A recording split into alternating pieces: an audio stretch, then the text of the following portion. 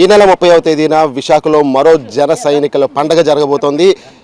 30వ తారీఖుని అదేవిధంగా వన్ టౌన్లో ఉన్నటువంటి ఇందిరా ప్రియదర్శిని స్టేడియం వేదికగా రాష్ట్ర వ్యాప్తంగా జనసేన పార్టీ పిలుపు మేరకు అయితే కనుక విస్తృత స్థాయి సమావేశం, అదేవిధంగా భారీ బహిరంగ సభకైతే కనుక ఉప ముఖ్యమంత్రి జనసేనాని పవన్ కళ్యాణ్ గారు రాబోతున్నారు. దీనికి సంబంధించి ఏర్పాట్లు ఏ విధంగా జరుగుతున్నాయనే విషయం మీద అయితే కనుక ఉమ్మడి జిల్లాల జనసేన పార్టీ అధ్యక్షులు, అదేవిధంగా పెందుర్తి నియోజకవర్గ శాసనసభ్యులు పంచకర్ల రమేష్ బాబు మనతో మాట్లాడడానికి సంసిద్ధంగా ఉన్నారు. సార్ నమస్కారం. సార్, జరుగుతున్నటువంటి ఏర్పాట్లు అంటే మరొక పండుగ, జన సైనికుల పండుగ గత సభ కన్నా భారీ స్థాయిలో జరిపేందుకైతే కనుక జనసేన పిలుపు ఈరోజు ఇవ్వడం జరుగుతుంది. దీనికి సంబంధించి ఏర్పాట్లు ఏ విధంగా జరుగుతున్నాయి? అందరికీ ధన్యవాదాలు. ముందుగా మా నాయకుడు, మా రాష్ట్ర పార్టీ అధ్యక్షులు, ఈ రాష్ట్ర ఉప ముఖ్యమంత్రి పవన్ కళ్యాణ్ గారికి కృతజ్ఞతలు తెలియజేస్తా ఉన్నా.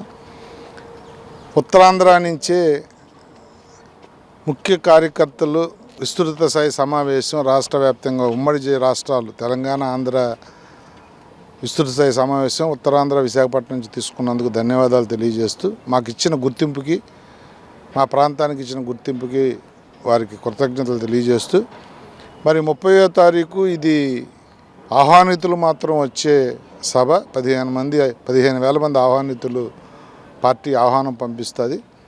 దానికి విస్తృతంగా ఏర్పాట్లు. మా బాధ్యత ఏమిటంటే మా ప్రాంతంలో పెడుతున్నారు కాబట్టి వచ్చిన వాళ్ళందరికీ ఇబ్బంది లేని కార్యక్రమాలు మేము చేయాలి. భోజనాలు కానీ, మా నాయకుడికి స్వాగత సత్కారాలు కానీ, అదేవిధంగా వచ్చిన దూర ప్రాంతాల నుంచి వచ్చిన వాళ్ళకి హోటల్స్లో కానీ, కళ్యాణ మండపాల్లో కానీ రూములు తీయటం కానీ, ఇతరత్ర అన్ని కార్యక్రమాలు కూడా మా భుజస్కంధాల మీద వేసుకుని పనిచేయాలని చెప్పి ఈ రోజున మా నగరాధ్యక్షుడు వంశీకృష్ణ గారు కానీ, నేను, మా డిప్యూటీ మేయర్ దల్లి గోవిందరెడ్డి గారు, మా కార్పొరేటర్లు, 98 వార్డు అధ్యక్షులతో ఇప్పుడే ఒక 2 గంటల ముందు మీటింగ్ చేశాం.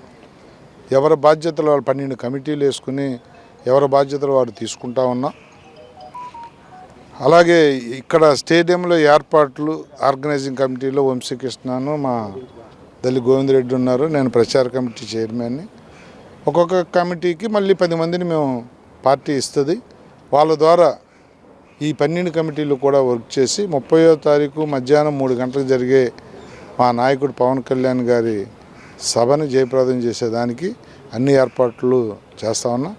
ఈ ఇందిరాగాంధీ మున్సిపల్ స్టేడియంలో రేపటి నుంచి వేదిక ఏర్పాట్లు కార్యక్రమాలు జరుగుతాయి. రేపు మా రాష్ట్ర మంత్రివర్యులు నాదెండ్ల మనోహర్ గారు కూడా రేపు వస్తూ ఉన్నారు.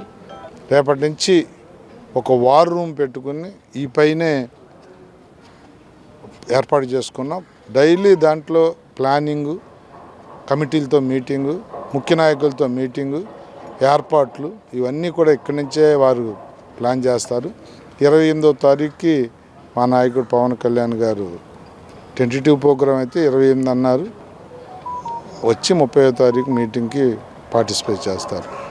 ఏ విధంగానూ ఎక్కడా కూడా ఇబ్బంది లేకుండా, ఎవరికి కూడా ఇబ్బంది లేని కార్యక్రమం జరగాలని చెప్పి మా కేడర్ కానీ, మా నాయకత్వం కానీ, మా జన సైనికులు, వీర మహిళలు అందరూ కూడా చాలా ఉత్సాహంగా ఎప్పుడు 30 వస్తుందా, ఈలోపు ఈ వారం రోజులు మనం ఎలా పనిచేయాలన్న దాని మీద ఎవరికి వాళ్ళు ప్లాన్ చేసుకుంటూ ఉన్నారు. తప్పకుండా రోల్ మోడల్ లాగా ఈ రాష్ట్రంలో మరి ఎక్కడన్నా సభ పెట్టినప్పుడు వైజాగ్ లాగా చేయండి అనే విధంగా చేయాలన్న ఒక సంకల్పం తీసుకున్నాం మేము. తప్పకుండా దాన్ని ఆ విధంగా చేస్తామని చెప్పి తెలియజేస్తాము. సమావేశంలో ఎటువంటి తీర్మానాలు, అంటే ముఖ్యమైన తీర్మానాలు, రాష్ట్ర అభివృద్ధికి కావచ్చు, లేదంటే ఆ పార్టీ బలోపేతానికి కావచ్చు, ఎటువంటి తీర్మానాలు చేయబోతున్నారు? డెఫినెట్గా పవన్ కళ్యాణ్ గారి సభ అంటేనే ఈ రాష్ట్రానికి కానీ పార్టీకి కానీ ఉపయోగపడే విధంగానే ఉంటుంది. డే 1 నుంచి కూడా పవన్ కళ్యాణ్ గారి రాజకీయ నేపథ్యం మీరు చూస్తూ ఉన్నారు. ఎక్కడా రాజీ పడాల ఈ రాష్ట్ర అభివృద్ధిలో. ఈ రాష్ట్ర అభివృద్ధి విషయంలో ఏమాత్రం కూడా రాజీ పడకుండా ముందుకెళ్తున్న వ్యక్తి. గత ప్రభుత్వ వ్యతిరేక ఓటు చెల్లనివ్వనన్న రోజు నుంచి ఈ రోజు వరకు కూడా ఆయన ఎజెండా ప్రతిదీ కూడా రాష్ట్ర అభివృద్ధి మీదే, దాన్ని ఆలోచించే ఉంటుంది. దానికి మాకు కార్యకర్తలందరం కూడా మేము ఫీల్ అయ్యేది ఏంటి అంటే, పార్టీ అభివృద్ధికి కూడా మాకు కొంత ప్రణాళిక ఆయన ఇస్తారు, కమిటీలు వేస్తారు, అన్ని రకాలుగా కూడా పార్టీని ముందు తీసుకెళ్లేదానికి మాకు దిశ చూపిస్తారనేదే మేమంతా కూడా అనుకుంటా ఉన్నాం.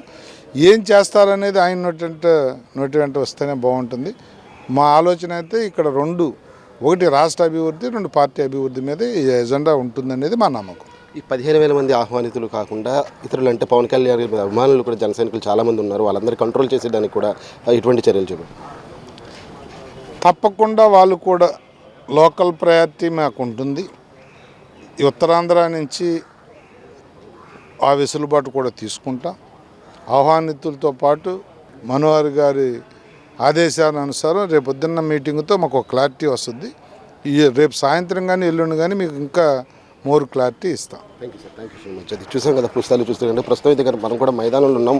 మైదాన ప్రాంతంలో ఉన్నటువంటి ఏర్పాట్లు పరిశీలించడానికి అయితే ఎమ్మెల్యేతో పాటు సంబంధించినటువంటి అధికారులు కూడా రావడం జరిగింది. అయితే మనం చూస్తున్నాం అంటే మైదానం సుమారు గతంలో కూడా పార్టీ జనసేన పార్టీ పేరును ప్రకటించడం కూడా ఇదే మైదానంలో జరిగింది. అంటే ఒక సెంటిమెంట్ని కూడా ఇటు పవన్ కళ్యాణ్ దృష్టిలో ఉందని చెప్పుకోవడంలో కూడా ఎటువంటి అతిశయోక్తి లేదు. ఎందుకంటే విశాఖ అంటేనే ఆయనకి చాలా ఇష్టం అని చెప్పి ఇప్పటికే అనేక మార్లు పవన్ కళ్యాణ్ నోటు వెంట వచ్చిన పరిస్థితి తెలుసు అందరికీ కూడా. అయితే ఉత్తరాంధ్ర సంబంధించి ఇంత ప్రయారిటీ కలిగినటువంటి భారీ సభ, అదేవిధంగా విస్తృత స్థాయి సమావేశం అంటే ఆంధ్ర తెలంగాణకు సంబంధించినటువంటి సుమారు 15,000 మంది ఆహ్వానితులకి అయితే కనుక ఆహ్వానం పంపడం జరుగుతుంది అంటున్నారు. అదేవిధంగా కంట్రోల్ చేసేదానికి కూడా ఇటు పోలీస్ శాఖ కావచ్చు, లేదంటే ఇతర విభాగాల సహకారం తీసుకుని పూర్తి స్థాయిలో అయితే కనుక ఏర్పాట్లన్నీ కూడా చేస్తున్నామని చెప్తున్నారు. ఎక్కడ కూడా ఎటువంటి అవాంఛనీయ సంఘటనలు కానీ ఎక్కడ ఎటువంటి ఇబ్బందులు కానీ తలెత్తకుండా అయితే కనుక ఏర్పాట్లన్నీ చేసేదానికి, అదేవిధంగా వచ్చిన అతిథులు కూడా సన్మాన సత్కారాలు, అదేవిధంగా అతిథులందరికీ కూడా ఇక్కడ ఉండే విధంగా అన్ని ఏర్పాట్లు కూడా చేస్తామని చెప్తున్న నేపథ్యం కనిపిస్తుంది. విశాఖ అంటేనే ఒక ఖ్యాతిగాంచినటువంటి ప్రాంతంగా ఈరోజు పవన్ కళ్యాణ్ దృష్టిలో ఉంది కాబట్టి, అదేవిధంగా ఇప్పుడు గిరిజన ప్రాంతం అంటే ఆయనకు చాలా ఎక్కువ ఇష్టం. ఆ గిరిజన ప్రాంతానికి కూడా చేరువలో ఉన్నటువంటి విశాఖ నగరం అంటే ఆయనకు చాలా ఇష్టం కాబట్టి ఈ అడవితల బాట కావచ్చు, ఇటువంటి పథకాలు, అదేవిధంగా రాష్ట్రాభివృద్ధికి సంబంధింంచి, అదేవిధంగా పార్టీ బలోపేతానికి సంబంధించి కొన్ని కీలకమైనటువంటి నిర్ణయాలు కూడా ఈ విస్తృత సమావేశంలో తీసుకోబోతున్నారనేటువంటి సమాచారం కూడా అందుతుంది. అయితే వేచి చూడాలి. ఈ నెల 30వ తేదీన విశాఖ ఇందిరాగాంధీ మున్సిపల్ స్టేడియంలో జరగబోతున్నటువంటి ఈ విస్తృత సమావేశం ఎటువంటి పరిణామాలు తీసుకొస్తుందనే విషయం అయితే కనుక ప్రతి ఒక్కరు వేచి చూస్తున్న పరిస్థితి కనిపిస్తుంది. ఇప్పటికే పంచకాల రమేష్ బాబు కూడా ప్రకటించారు, పార్టీ బలోపేతము, రాష్ట్ర అభివృద్ధి ఆయనకు ప్రధాన ఎజెండాగా అయితే కనుక పవన్ కళ్యాణ్ అడుగులు ముందుకు వేస్తున్నారని చెప్తున్నారు. చూద్దాం. ఈ నెల ఆగస్టు 30వ తేదీ వరకు కూడా వేచి చూడాల్సిన నేపథ్యం కనిపిస్తుంది. ఎప్పుడెప్పుడు 30వ తారీఖు వస్తుందా, ఎప్పుడెప్పుడు తమ అభిమాన నాయకుడిని కలుసుకుని తమ పార్టీకి సంబంధించినటువంటి విషయాలు చర్చిద్దామని కూడా ఇప్పటికే నాయకులందరూ కూడా వెయిట్ చేస్తున్నారనే విషయం అయితే కనుక పంచకాల రమేష్ బాబు నోటి వెంట వచ్చింది. ఇది ప్రస్తుతం జనసేన పార్టీకి సంబంధించి ఈ నెల 30వ తారీఖున జరగబోతున్నటువంటి విస్తృత సమావేశాలకు సంబంధించిన సమాచారం. కెమెరామెన్ సూర్యబాబుతో ప్రసాద్, జీటీవీ న్యూస్, విశాఖపట్నం నుంచి.